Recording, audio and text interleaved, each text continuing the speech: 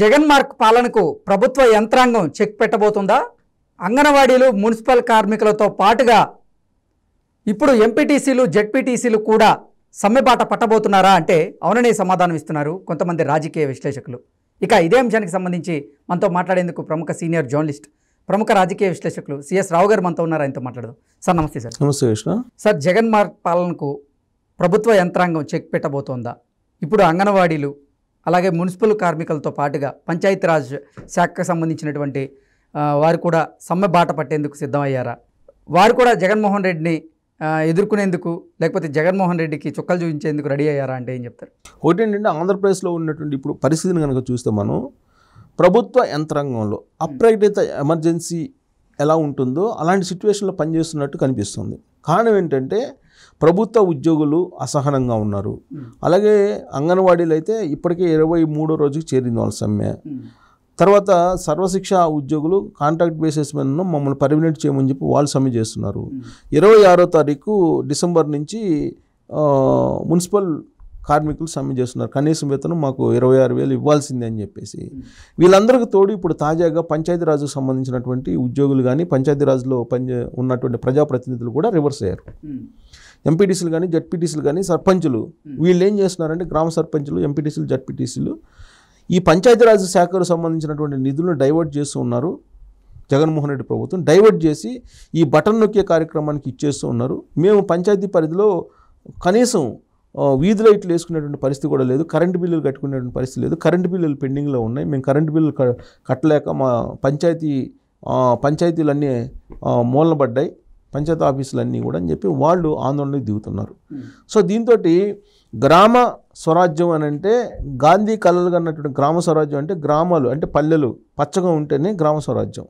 అలాంటి గ్రామాలని వదిలిపెట్టేసి పంచాయతీరాజ్ వ్యవస్థనే నిర్వీర్యం చేస్తూ జగన్మోహన్ రెడ్డి వాలంటీర్లను పెట్టి వ్యవస్థలు నడిపిస్తున్నారు అనేది ఆయన మీద ఉన్నటువంటి ప్రధానమైనటువంటి ఆరోపణ.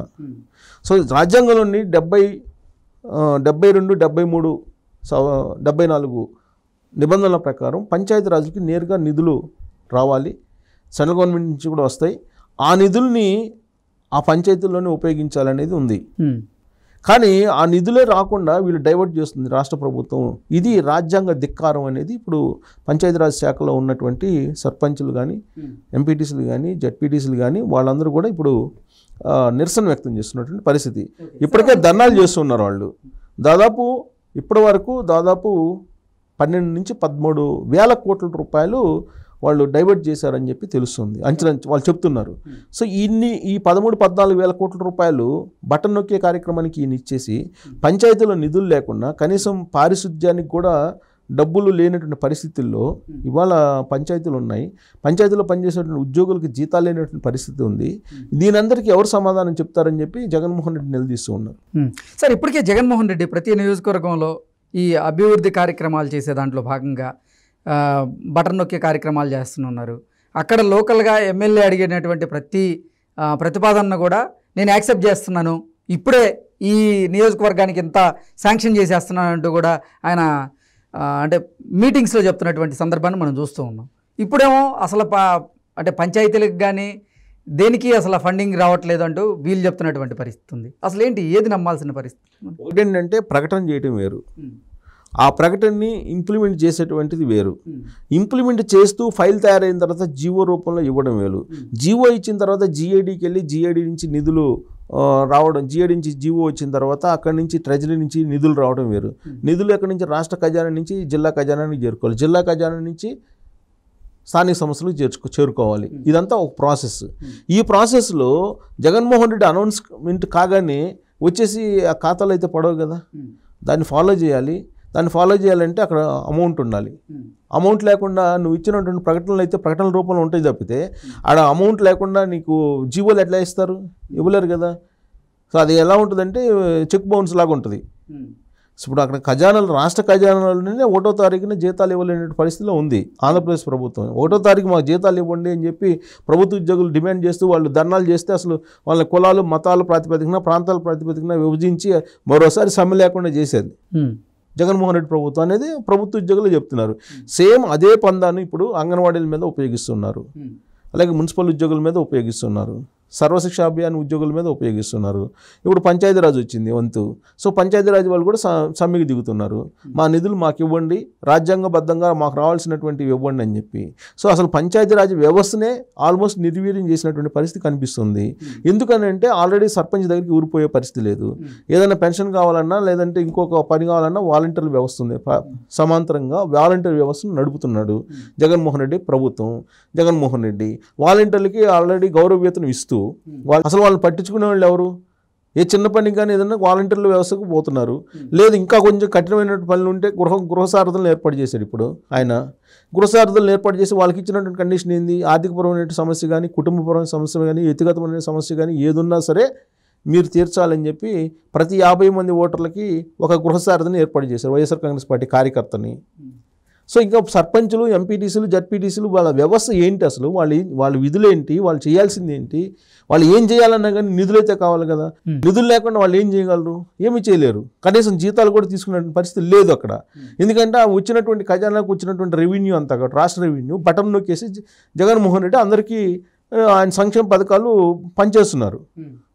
సో ఇక నిధులు లేనటువంటి స్థితిలో గ్రామ పంచాయతీలో రోడ్డు వేయాలన్నా, లేదు మంచినీటి వసతి కల్పించాలన్నా, లేదు పారిశుద్ధ్యం నిర్వహించాలన్నా గ్రామ పంచాయతీ ఏం చేస్తుంది? గ్రామ పంచాయతీలో నిధులు ఉండాలి కదా. నిధులు లేనటువంటి పరిస్థితులు ఏం చేస్తారు? సో ఇలాంటి పరిస్థితుల్లో వాళ్ళు కూడా ఇప్పుడు ఈ సమ్మెబాటు పెట్టారు. ఇప్పటి వరకు అంగన్వాడీలు చేస్తున్నారు, అంగన్వాడీలు సర్వశిక్ష అభియాన్లు తోడయ్యారు, సర్వశిక్ష అభియాన్లకి ఇప్పుడు మున్సిపల్ ఉద్యోగులు తోడయ్యారు, వీళ్ళకి ఇప్పుడు పంచాయతీరాజ్ సంబంధించినటువంటి ఈ ప్రజాప్రతినిధులు కూడా తోడయ్యారు. సో రాబోయేటువంటి రోజుల్లో ఇప్పుడు సిట్టింగ్ ఎమ్మెల్యేలు ఎవరైతే ఉన్నారో రివర్స్ అయినటువంటి ఎమ్మెల్యే రెబల్ ఎమ్మెల్యేస్ అనుకోవాలి, వాళ్ళు కూడా తోడయ్యారు అనుకో, అప్పుడు ప్రభుత్వం మొత్తం స్తంభించిపోతుంది.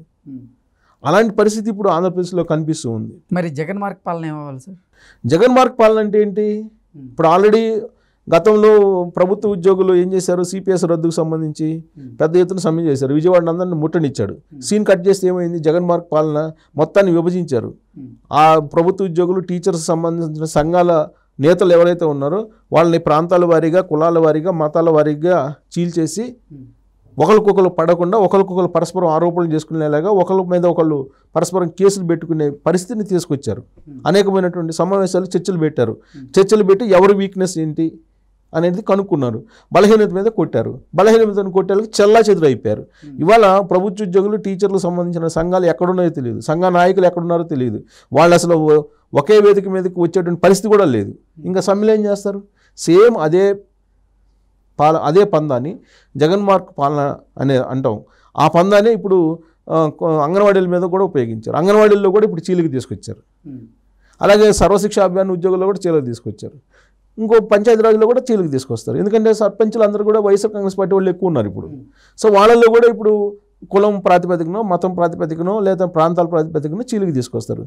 సో ఆల్రెడీ ఒకటి సక్సెస్ అయింది. అది పెద్ద సమస్య పరిష్కారం అయింది. ఇప్పటి వరకు ఏ సీఎం కూడా చేయనటువంటి సాహసాన్ని జగన్మోహన్ రెడ్డి చేశాడని చెప్పొచ్చు. ఎందుకనంటే ప్రభుత్వ ఉద్యోగులు, టీచర్లు అనేది పెద్ద వింగ్స్ అవి ఆ సంఘాల యొక్క నాయకులు ఒక్కోసారి ఏమంటారంటే, మేము తలుచుకుంటే ప్రభుత్వాన్ని పడగొడతాం, మేము తలుచుకుంటే ప్రభుత్వాన్ని దించేస్తాం అని చెప్పి నాయకులు కూడా ఉన్నారు. అలా చెప్పినటువంటి నాయకులు కూడా. అలాంటి నాయకులకి తోక కట్ చేసినటువంటి ఏకైక సీఎం జగన్మోహన్ రెడ్డి. కట్ చేసేసి పక్కన కూర్చోబెట్టారు వాళ్ళందరినీ. ఇప్పుడు జగన్మోహన్ రెడ్డికి దాసోహం అనేటువంటి పరిస్థితికి వచ్చారు వాళ్ళందరూ కూడా. సో అలానే ఇప్పుడు అంగన్వాడీల పరిస్థితి కూడా అలానే వచ్చింది. సో టీచర్ల పరిస్థితి కూడా అలానే వచ్చింది. ఇప్పుడు సర్వశిక్ష అభియాన్లో వాళ్ళ పరిస్థితి కూడా అలానే వచ్చింది. అలాగే మున్సిపల్ కార్మికులు 26% మాకు 26,000 కనీస వేతనం ఇవ్వమంటున్నారు. మేము ఇచ్చేది లేదు, మీరు ఏం చేసుకుంటో చేసుకోపోండి అని చెప్పి బొత్స సత్యనారాయణ చెప్తున్నారు. అలాగే అంగన్వాడీలకు అదే చెప్పారు. ఏం చేస్తారు? ఏం చేయాలనుకుంటున్నారు? ఏమీ చేయలేరు. అదే ఇంకొక ప్రభుత్వం ఉన్నట్టయితే, ఆ రోజు చంద్రబాబు నాయుడు ముఖ్యమంత్రిగా ఉన్నప్పుడు హైదరాబాద్ నుంచి ఉద్యోగులను అమరావతికి పంపించడానికి గొంతెమ్మ కోరికలన్నింటినీ తీర్చేశాడు ప్రభుత్వ ఉద్యోగులకి. వాళ్ళకి తీర్చినటువంటి కోరికలు ఏంది?